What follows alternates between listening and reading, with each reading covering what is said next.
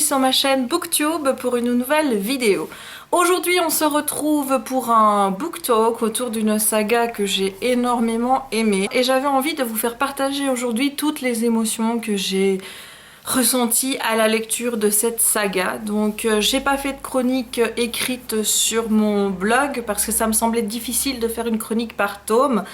Et j'avais pas envie de faire une revue complète comme ça sur mon blog, donc je me suis dit que le format vidéo serait juste parfait pour pouvoir vous en parler. Et donc aujourd'hui je vais vous parler de la saga After de Hannah Todd. Vous allez retrouver dans cette vidéo deux parties. Une partie sans spoil que vous pouvez regarder si vous n'avez pas lu la saga, tout simplement. Et ensuite vous aurez une partie avec spoil où je vous mettrai à chaque fois la saison, donc saison 1, saison 2, saison 3, saison 4. Comme ça, si vous n'avez pas tout lu les livres, vous pouvez vous arrêter au moment propice pour vous, tout simplement. Voilà, donc on va commencer tout de suite avec la partie sans spoil. Avant de vous donner mon avis global sur la saga sans vous spoiler, j'aimerais bien d'abord vous dire certaines choses. La première chose à savoir sur la saga, c'est qu'elle a été publiée en anglais sous 4 tomes. Donc le premier c'est After, le deuxième c'est After We Collide, le troisième After We Fell, et je pense que le quatrième ça doit être Happily Ever After ou After Happily Ever, quelque chose comme ça, enfin un machin de toute façon qui ne veut strictement rien dire, alors qu'en français la saga a été publiée en 5 tomes, tout simplement parce que le tome 3 étant assez épais, je pense qu'il faisait quasiment entre 850 et 900 pages en VO, l'éditeur français, donc les éditions Hugo New Romance, ont décidé de scinder ce tome 3 en deux. Et donc au lieu d'avoir 4 tomes, vous avez 5 tomes ou 5 saisons. La deuxième chose à savoir sur la saga, et si c'est quelque chose qui vous retient de commencer la saga, il faut pas avoir peur du fait que ce soit estampillé One Direction. Ok, la saga, elle est née d'une fanfic, une fanfic qui concernait Harry Sykes ou quelque chose comme ça. Je vous avoue que je suis pas trop One Direction, j'ai passé l'âge, donc je connaissais pas du tout Harry Sykes, je savais même pas à quoi il ressemblait avant de commencer After. Si vous avez peur de retrouver une fanfiction sur les One Direction et que vous, les One Direction, vous en avez rien à foutre, comme moi, ne vous tracassez pas, ça concerne pas un groupe, ça concerne pas les One Direction. Sincèrement, si on me l'avait pas dit, je l'aurais pas deviné. Le nom du garçon a été changé. On ne suit plus Harry Sykes, mais bien Arlene Scott. Et les autres personnages inspirés des One Direction, parce que je pense que London est aussi un des membres de One Direction. Je connais pas leur nom, donc je sais même pas qui c'est dans l'histoire. Ça n'a rien à voir. Il faut pas vous dire que vous allez lire quelque chose qui concerne une bande de potes qui font de la musique ensemble, un boys band. Ça ne concerne en rien la musique. Il ne faut pas du tout être effrayé par rapport à cette connexion à One Direction. La seule connexion à avoir, c'est que le personnage d'Ardine ressemble physiquement à Harry. Voilà, c'est tout. Donc c'est pas si catastrophique que ça, j'ai envie de dire. La troisième chose à savoir également avant de vous lancer dans la lecture de cette saga, c'est que les éditions Hugo New Romance ont fait également, comme elles le font à leur habitude dans d'autres sagas, comme dans Thoughtless par exemple ou dans Beautiful Bastard, c'est de mettre une certaine marque en avant. Je connais pas la marque qui est mise en avant dans la saga After, mais donc si vous tombez très souvent sous le nom d'une marque, je crois qu'il y a quelque chose comme Marc Jacob dedans, Little Marc Jacob, quelque chose dans ce goût-là. Concrètement, c'est très chiant. Moi, c'est vraiment pour ça que j'ai arrêté de lire les traductions de chez Hugo New Romance. C'est parce que ça m'énervait qu'on essaye de me marteler le crâne avec une marque en particulier. Je dois dire que ça a pu fonctionner avec les autres. Pas que je me sois acheté des vêtements chez IKKS. Enfin, moi, j'appelais ça X avant, mais apparemment, ça se dit pas comme ça. Voilà, moi je sais pas comment ça se dit, je connaissais pas du tout la marque, mais maintenant voilà, je la connais, je sais comment elle s'écrit. Quand je la vois dans des ventes privées, etc., hop, j'ai bien recadrillé le truc. Parce que dans Thoughtless, on n'arrête pas de nous parler de XXXX. Moi je pensais que l'auteur avait comment dire, était fan de la marque, comme moi je peux être fan de la marque Guess par exemple, mais ça vient pas de l'auteur, ça vient pas de la VO, ça vient vraiment de la VF, c'est du placement de pub qui est rajouté par Hugo New Romance, comme c'est également le cas avec la marque de lingerie Obad, que je ne connaissais pas non plus avant d'avoir lu Beautiful Bastard. Voilà, c'est vrai que là j'ai commencé à m'y intéresser du coup, puisque hein, la lingerie sexy et tout, bah, je suis une fille quoi, donc voilà. Et donc si vous n'aimez pas ce genre de procédé, je vous invite grandement à lire les romans en VO, où là il n'y a aucune marque de vêtements, de quoi que ce soit d'ailleurs qui est mise en avant, puisque ce placement de pub est vraiment rajouté dans la VF et ne figure pas dans la VO. Voilà. Ce sont 3 petites remarques que je voulais faire avant de commencer cette vidéo et qui me paraissaient importantes. Je vais vous parler brièvement de l'histoire. Donc en fait on va suivre Tessa Young, qui est une jeune fille vraiment très modèle, hein. C'est vraiment la petite fille propre sur elle, voilà, toujours première de classe, toute naïve, toute gentille, avec des a priori un petit peu élevée sur des gens qui ne sont pas comme elle, qui va donc arriver à l'université de WCU, donc c'est de Washington Center University. Elle va vivre donc dans la résidence universitaire avec Steph qui elle est totalement à l'opposé de Tessa. Voilà, elle a les cheveux de couleur, elle est tatouée, enfin voilà, donc sa mère tout de suite quand elle voit ça elle dit mon Dieu je peux pas te laisser ici, et puis elle dit écoute je vais pas me faire remarquer, je vais rester voilà, je suis pas obligée de la fréquenter non plus, c'est pas parce qu'on est dans la même chambre qu'on est obligé d'être amis, enfin voilà, donc elle reste quand même dans la chambre. Et j'ai oublié aussi de vous dire qu'elle a un petit copain qui lui ressemble, hein, qui est propre sur lui, tout ça, qui s'appelle Noah. Et Steph, elle est copine avec Hardin. Et Hardin, la première fois où il va rencontrer Tess, enfin ça va juste pas être le grand amour entre deux, hein, je dirais même que ça va être... voilà, ils se détestent, ils peuvent pas s'encadrer, rien du tout. Tessa va être amenée à le voir puisqu'elle va quand même sortir lors de soirées étudiantes avec Steph.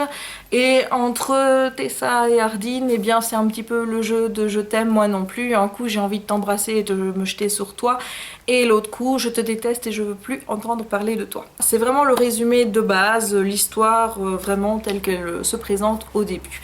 Alors pourquoi il faut lire After? Il faut lire After si vous avez envie de lire une romance qui prenne vraiment beaucoup de place et qui soit très, comment vous dire, très épuisante moralement. Je vois pas d'autre façon de la présenter. Je veux dire, entre deux, vous allez voir, entre Tessa et Hardin, c'est un jeu de chat et la souris, c'est-à-dire un coup je te veux, un coup je te veux pas, un coup je te veux, un coup je te veux pas.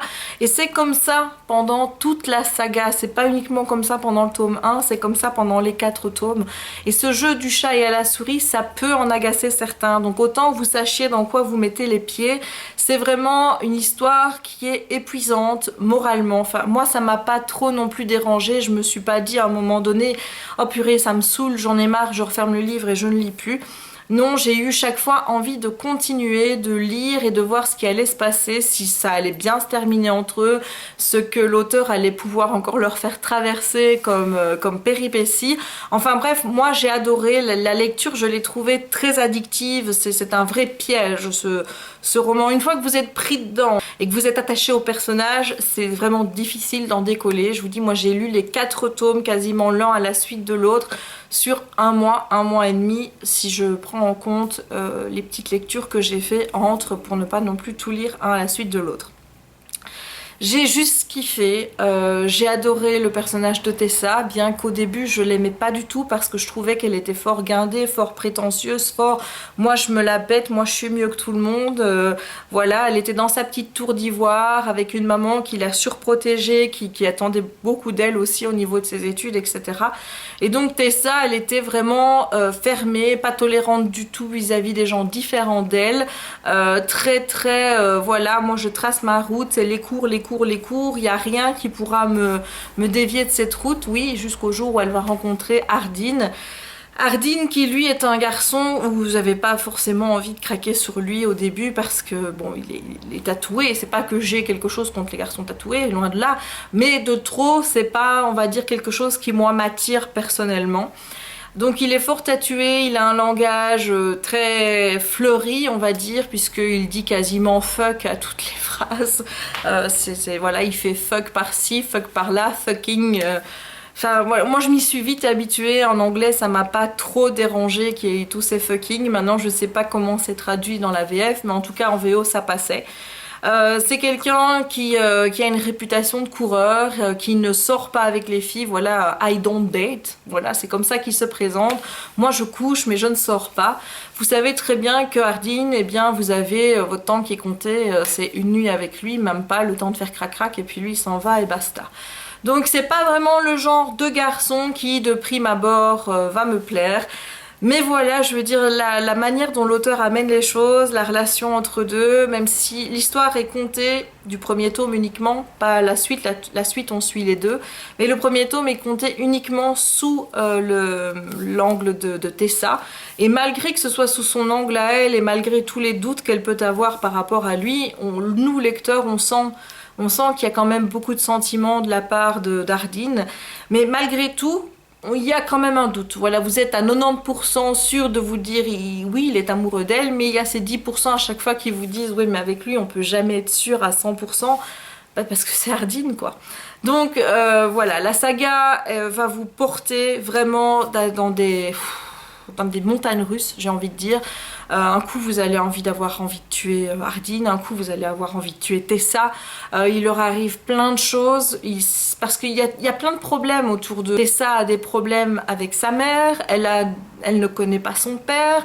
Hardin, lui, il a des problèmes avec son père. Enfin bref, il y a vraiment tout un contexte autour d'eux qui va aussi venir un petit peu polluer leur relation et qui va faire que des complications, de nouveaux problèmes vont venir s'ajouter, si bien que je peux vous assurer que jusqu'à la fin, je me suis demandé s'ils allaient être ensemble ou pas. Voilà, jusqu'à la fin, je me suis posé la question parce que je me dis mais c'est pas possible. Il y a des choses, j'ai envie de vous dire, enfin au début ça devient prévisible, vous dire il va se passer ci, il va se passer ça, mais il y a d'autres choses que j'ai pas du tout vu venir.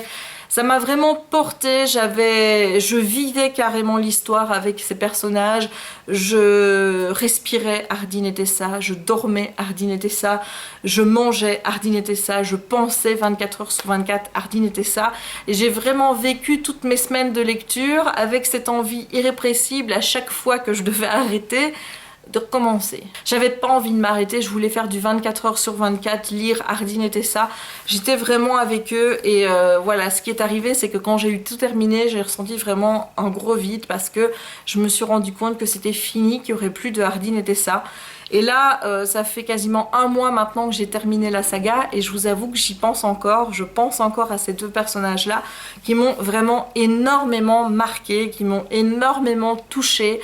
Et voilà, enfin moi je vous recommande à 200 000% de lire After si vous avez vraiment envie de ce genre de romance. Si vous n'êtes pas du tout dans le cadre de romance qui dure et de je t'aime moi non plus, de jeu de la chat à la souris, etc.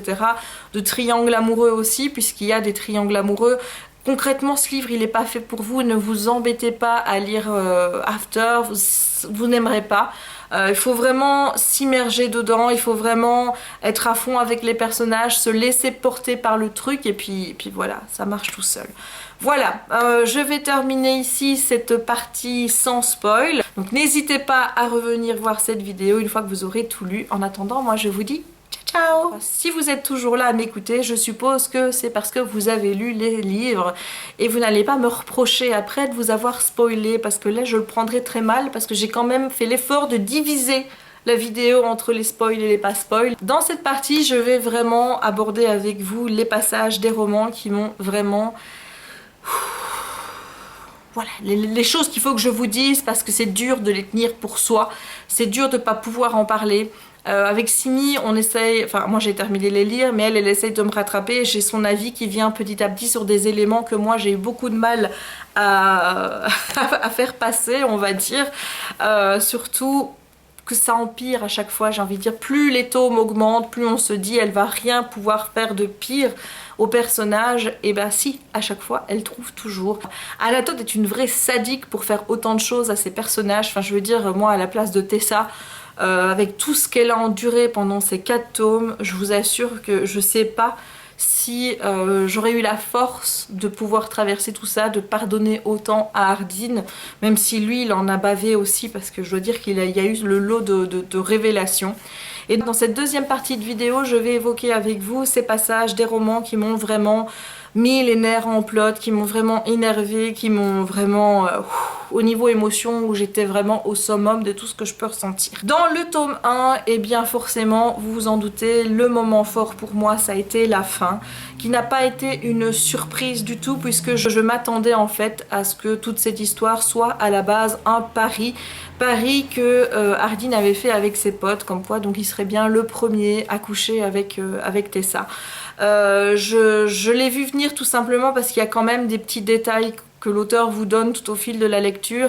Il y a Hardin qui veut parler à Tessa et elle lui dit non, pas maintenant, je veux pas gâcher le moment, donc voilà, il y a plein de petits moments comme ça qui font que je me dis il y a quelque chose derrière, donc on réfléchit et on se dit purée, tu vas voir, c'est un pari, tu vas voir que tout ça c'est juste un pari à la base. Et donc j'ai commencé vraiment à sentir la bile monter parce que je trouve ça horrible qu'un garçon puisse se dire je vais prendre la virginité d'une fille pour un pari alors que pour Tessa c'était si important, alors que sa vie était si bien rangée, même si on découvre au fil des tomes que cette vie ne lui convenait pas. Concrètement, moi voilà, j'ai eu un dégoût d'Hardin qui était assez fort à la fin du tome 1 parce que je pensais pas quand même qu'il soit capable de faire ça. Je sentais qu'il était en train de tomber amoureux, que c'était pas qu'une question de pari et que pour lui il y avait plus que ça. Mais le fait quand même comment leur dire, de montrer les draps, d'avoir gardé la capote, les draps tachés de sang, quoi. Enfin ça c'est vraiment le summum du dégoût. Pour moi c'est vraiment dégueulasse de faire des choses comme ça. Ça peut naître d'un pari, je veux dire au début voilà il parie avec ses potes etc parce qu'il arrivera. Et puis il se rend compte petit à petit qu'il tombe amoureux, il se laisse prendre au piège et pour finir c'est plus un pari du tout. Mais pourquoi montrer les draps? Est-ce que c'est une question de fierté vis-à-vis de ses potes parce qu'il veut montrer qu'il est Hardin, que lui ne tombe pas amoureux, qu'il est comme ça, qu'il couche avec des filles puis qu'il est largue, qu'il ne sort avec personne? Et donc il met un petit peu Tessa dans sa tour d'ivoire de leur côté en essayant de la faire éviter ses potes au maximum. Enfin voilà, moi ça m'a beaucoup dérangé l'aspect. Je vais quand même montrer les draps, j'ai pas trouvé ça très sain. Mais bon, Hardin n'est pas tout juste non plus dans sa tête, on sait qu'il a plein de problèmes donc... on comprend qu'à des moments il fait des choses qu'il regrette après, où il se dit trop tard j'aurais pas dû faire ça, il va encore le refaire plein de fois après, donc voilà, c'est pas la première j'ai envie de dire, ni la dernière fois. Mais ce passage là a vraiment été très très très dur pour moi parce que c'est quelque chose que j'ai vraiment eu peur toute mon ado, c'est que des garçons s'intéressent à moi uniquement pour coucher avec moi et puis pour me dire ah, maintenant j'ai eu ce que je voulais, t'as plus aucun intérêt pour moi donc je te largue. Donc c'est que ça n'est pas arrivé, hein. Je tiens à vous préciser que ça n'est pas arrivé à moi, mais c'est quelque chose dont j'ai tellement eu peur quand j'étais jeune que forcément ça a résonné en moi. J'ai compris Tessa à ce moment-là, ce qu'elle ressentait, toute cette douleur d'être trahi, de se dire qu'on s'est trompé sur la personne dont on tombe amoureux. Enfin bref, voilà, ce tome 1, la fin du tome 1 a juste été horrible, mais je gardais en tête quand même que Hardin n'était pas mauvais, qu'il était quand même amoureux de Tessa, parce qu'il y avait quand même plein de petits éléments qui allaient dans ce sens-là. Notamment le fait qu'il aurait quand même pu coucher avec elle dès la première fois quand ils vont dans le lac, puisqu'elle lui dit voilà t'as un préservatif, on va faire l'amour, et il lui dit bah non, voilà, il lui fait juste 2-3 petits trucs, il lui fait avoir son premier orgasme juste avec son doigt, voilà, puisqu'il y a beaucoup de scènes de sexe, je vais pas vous mentir, dans la saga, mais donc c'est progressif, il y va petit à petit alors qu'elle est carrément consentante dès le début, elle se lâche complètement avec lui. Il aurait pu le faire beaucoup plus tôt, donc pour moi c'est pas une histoire de pari et de je veux y arriver et tout, c'est qu'il est en train de tomber amoureux et à la fin il se retrouve piégé, il veut pas perdre sa dignité ou son orgueil de mec devant ses potes et donc il va jusqu'au bout de son pari, mais en même temps il est fou amoureux de Tessa et il peut pas vivre sans elle, donc il essaye de séparer les deux. Évidemment ça va revenir en pleine figure, ça c'est sûr. On passe maintenant aux éléments marquants du tome 2. Donc le tome 2 m'a un petit peu plus déçue dans le sens où, après forcément les événements de la fin du tome 1, je m'attendais à ce que Tessa soit plus longue pour retomber dans les bras d'Ardine, et j'ai trouvé finalement qu'elle lui retombait dans les bras un petit peu trop facilement. Alors que dans ce même tome, il va y avoir de nouveaux éléments qui vont se passer, qui vont faire que de nouveau ils vont se séparer. Et là, ça va vraiment être long avant qu'elle décide de se remettre avec lui. Et donc j'ai trouvé qu'il y avait un petit peu... voilà, que les éléments auraient dû se faire dans l'autre sens, c'est-à-dire que la longue interrogation où il doit vraiment ramer, ce soit juste après le tome 1, donc début de tome 2, et puis cette deuxième dispute qui intervient dans le tome où il y a de nouveau séparation, et bien là ça intervienne également, mais voilà, que ce soit un petit peu plus court, parce que la deuxième fois, moi la faute, ou en tout cas ce qui se passe entre eux, me paraissait moins grave que la première, et donc je me suis dit c'est quand même bizarre que la première fois elle pardonne aussi vite, alors que c'était quand même quelque chose d'assez grave, alors que la deuxième, c'était moins grave, mais là elle met plus de temps. Donc c'est ça un petit peu qui m'a gênée dans ce tome 2, mais sinon globalement c'était un bon tome, et voilà, c'est pas mon préféré parce que mon préféré c'est le 3. Et le 3, je vais vous en parler maintenant. Le 3, c'est juste... c'est la folie. C'est-à-dire que le 3 m'a rendu complètement folle, hystérique, tout ce qu'on veut. Ce tome 3, c'est juste une torture mentale, tout ce qui se passe au niveau de leur couple, mais pas que. En fin de tome 2... on apprend quand même que le papa de Tessa est toujours en vie et que le papa de Tessa est un clochard. C'est sur ça qu'on repart au début. Tessa invite son père, voilà, elle s'est remise en couple avec Ardine. Tout va bien. Au début, tout va bien. Et puis les choses vont de nouveau s'en mêler, puisque je pense que c'est dans ce tome-là qu'ils vont partir en week-end avec les parents d'Ardine, avec son père et avec sa belle-mère, et c'est là un petit peu que il va encore se comporter comme un gros imbécile, il va encore faire n'importe quoi, et donc au final Tessa va prendre la décision de quitter définitivement Ardine, et c'est là qu'il va arriver la grosse catastrophe. C'est que le truc que j'avais pas vu venir du tout, c'est Steph. Alors Steph, faut quand même vous dire qu'au début, quand je voulais faire mes articles écrits, je m'étais dit que j'allais dire que Steph, justement, c'était un petit rayon de soleil, qu'elle était toute lumineuse, qu'elle apportait une certaine dynamique, de la joie, quelque chose de léger au récit. Enfin, c'était une petite bombe électrique comme ça, qui faisait du bien dans la lourdeur de toute l'histoire de Tessa et Ardine. Et là, j'ai pas pu le faire, et je peux pas écrire ça pour le tome 1, sachant ce qui s'est passé dans le tome 3, et que Steph est une grosse bip. Voilà, parce qu'elle a fait.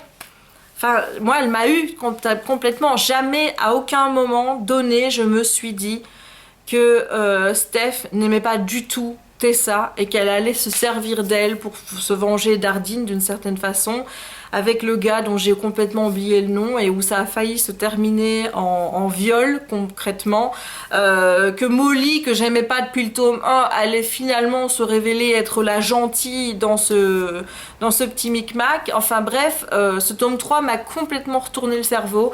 Après cette scène là, je vous avoue que j'étais déjà mal, mais alors après tout ce qui se passe, donc ça a été très long avant que Tessa et Ardine puissent se remettre ensemble, et je trouve que c'est la rupture qui fait vraiment du bien, parce que là on a vraiment l'impression que Tessa se dit bon, moi je vais mettre le haut là pour essayer aussi de penser un peu à moi, et Ardine lui laisse enfin le temps nécessaire pour que elle puisse réfléchir, et voilà, il n'est pas de nouveau sur elle à essayer de lui dire reviens, je peux pas vivre sans toi, je te promets que je ne le ferai plus, je te promets que tout va changer. Donc on n'est plus dans cette optique-là. Je trouvais que c'était la rupture qui était la plus logique, et que les choses en fait se refaisaient et se reconstruisaient entre eux de manière saine et complètement logique, et vraiment toute mimi. Enfin, moi j'ai adoré la manière dont s'est déroulée cette deuxième partie de tome 3.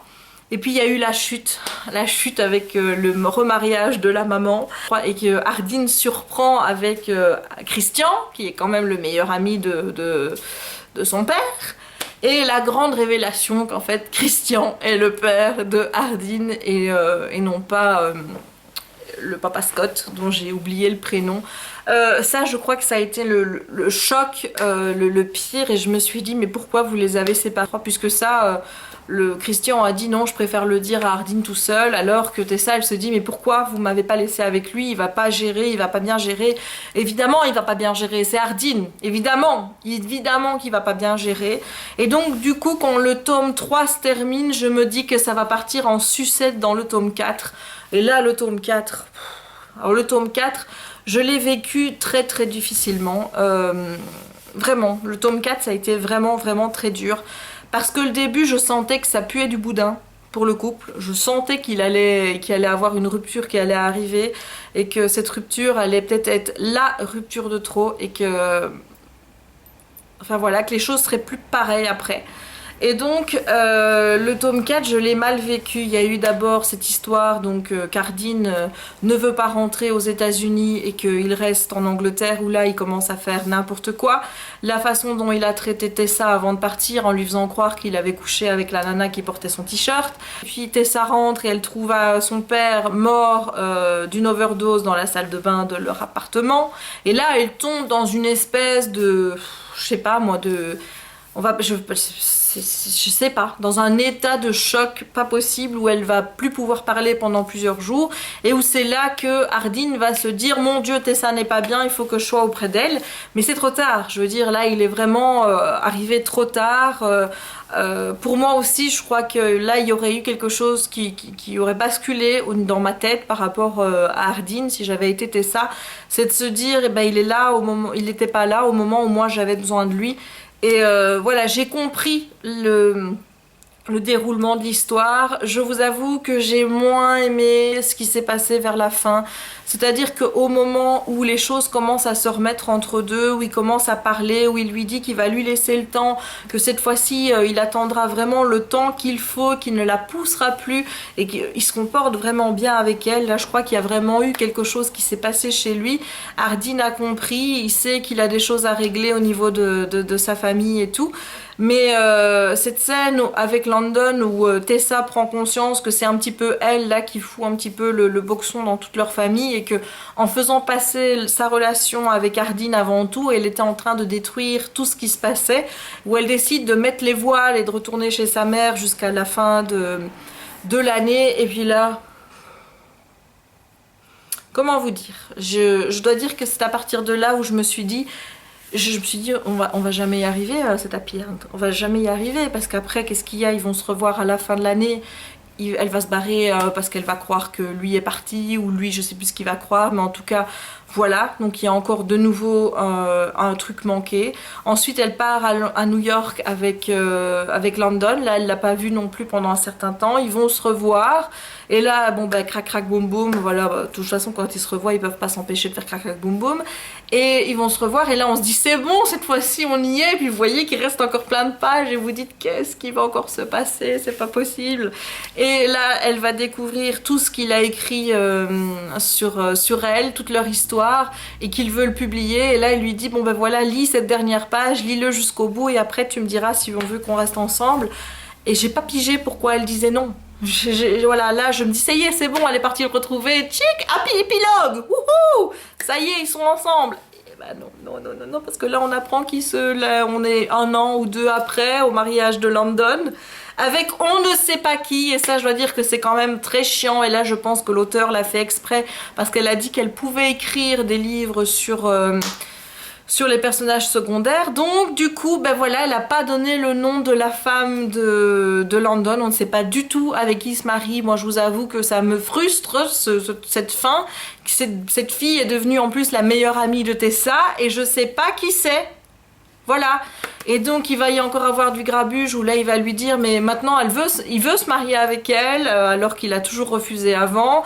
Il y a aussi, j'ai oublié de vous le dire, c'est cette horrible chose qu'on apprend que Tessa n'aura peut-être jamais d'enfants puisqu'elle a apparemment l'utérus qui serait trop étroit pour avoir des enfants.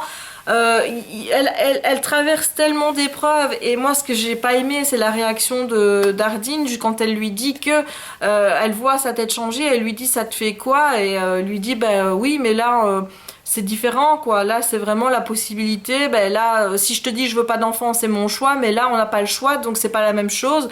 Il se rend compte qu'il réagit comme un gros con, mais voilà, encore une fois il a pas pu s'empêcher de dire la remarque qu'il a pas pu.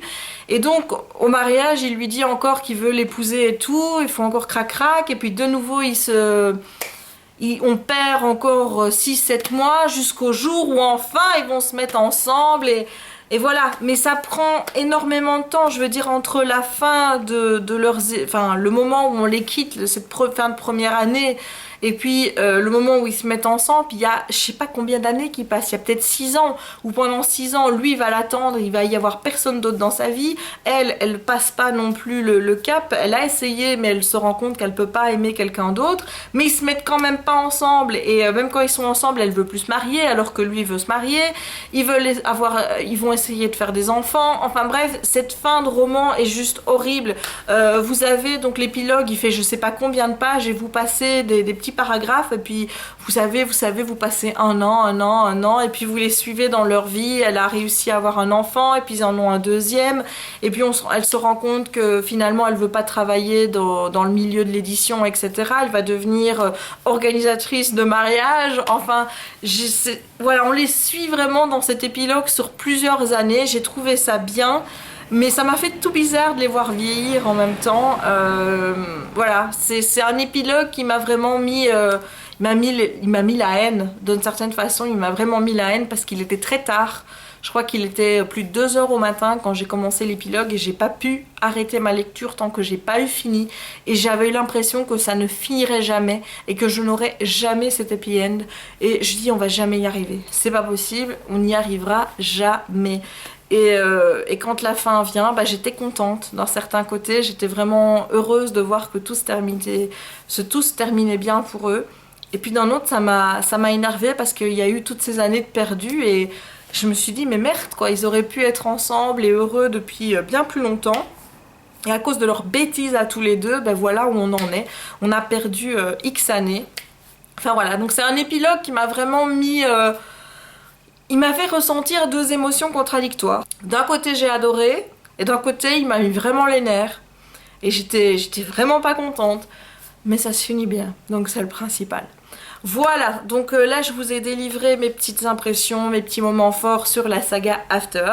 J'espère que cette vidéo vous aura plu. N'hésitez pas non plus à partager vos moments forts à vous dans les commentaires, mais il faut bien mettre avant spoiler. Mettez bien en avant votre partie spoiler pour éviter que des gens qui n'ont pas lu le tome ou la saga soient spoilés sur l'histoire. Donc soyez sympas s'il vous plaît. De toute façon je suis là derrière pour modérer. Tout commentaire qui ne sera pas signalé en spoiler sera purement et simplement supprimé. J'espère que ce book talk vous aura plu et on se retrouve très bientôt pour une prochaine vidéo. Ciao! Ensuite, avec quel youtubeur voudrais-tu faire des vidéos? Alors dans Booktube il y en a énormément, si pas tous, quasiment tous évidemment. Il y a toutes les copinotes, il y a Manu, il y a Myriam, il y a Jules, les deux. Il y en a 3 de Jules, mais bon moi je parle avec 2, le plus petit, donc Jules de la bulle de Jules, et le plus âgé, je suis désolée mon petit Julou, Jules Armand Malter.